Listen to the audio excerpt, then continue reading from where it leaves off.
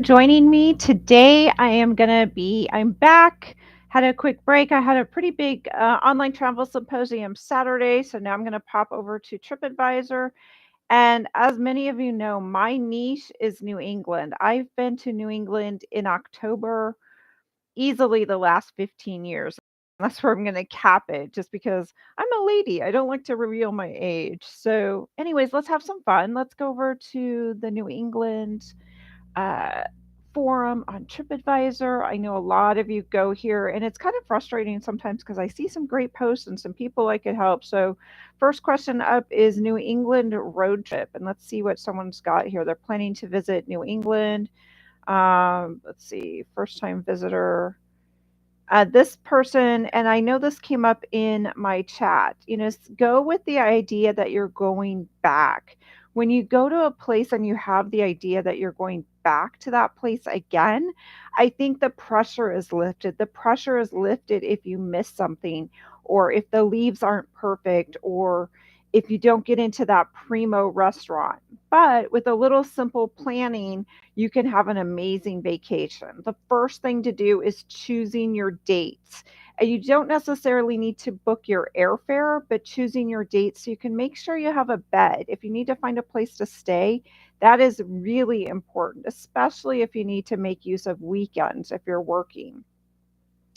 I can't stress enough about the Indigenous Peoples Weekend, or traditionally it was called Columbus Day weekend.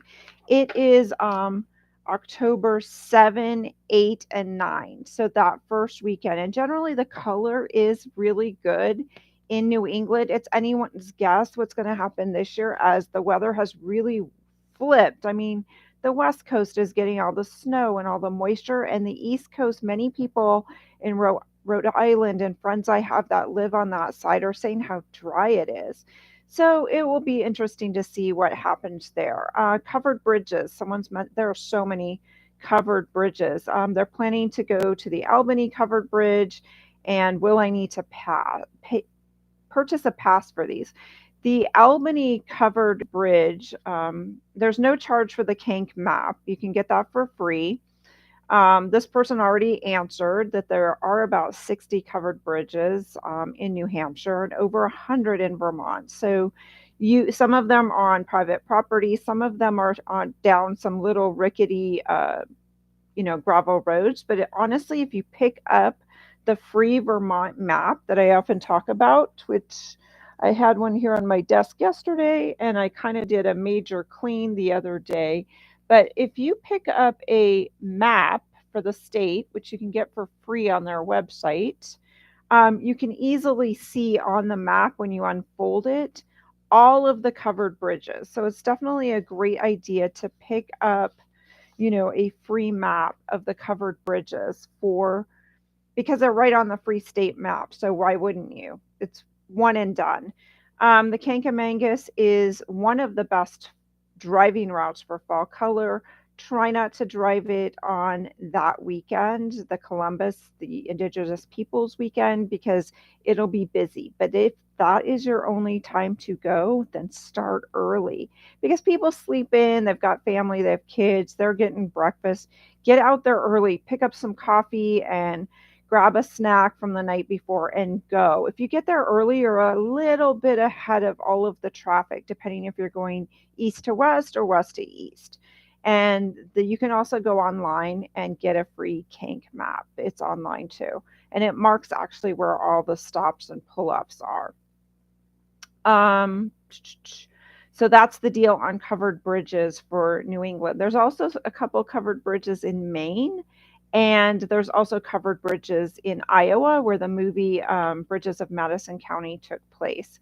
So that's my input on covered bridges. If there's specific bridges, some are red, look them up. Once you have that Vermont free map, you can easily go on Instagram. Someone has taken a picture of that covered bridge. And then again, you can pre plan. You like that bridge because it's red. If you're a photographer, this is important information.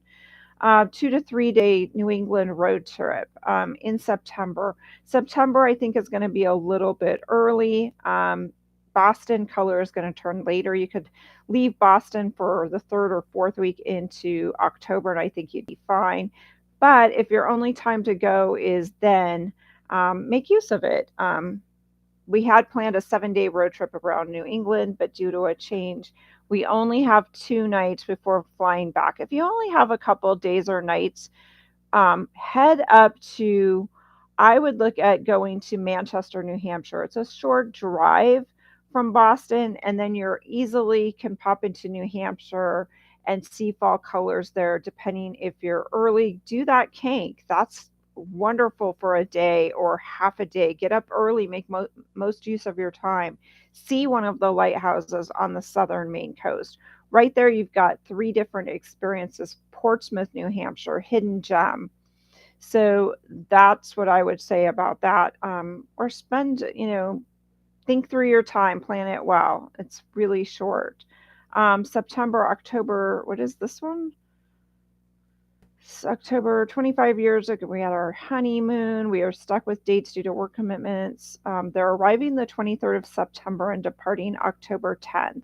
So if they land in Boston and head straight to Cape Cod, they're staying 3 nights, then to Newport. They're starting south. I mean, technically, the color is going to be north. I personally, I would think I would go, I guess that's, yeah, I would go towards, head north if you can. If you really want to see colors, if you're reliving what you did on your honeymoon, then that's different. Check your weekends. If you're leaving and you're departing on the 10th, so you're departing right after the Columbus Day weekend. So planning that 3-day weekend is most important. If you're going to be in Boston on the 3-day weekend, or where are you going to be on that 3-day weekend? Do a quick layout. Google Maps is a great tool for kind of doing a quick overview map and picking some pinpoints so you can kind of see where you're going to end up on that last weekend, because that is most important as far as securing lodging. And it also happens to be the most expensive weekend of the year. So those are my tips for today. If you have more questions, if you want me to look over your itinerary, you can find me at yourphototravelguide.com, and it's April at aprilart.com. So thanks, guys.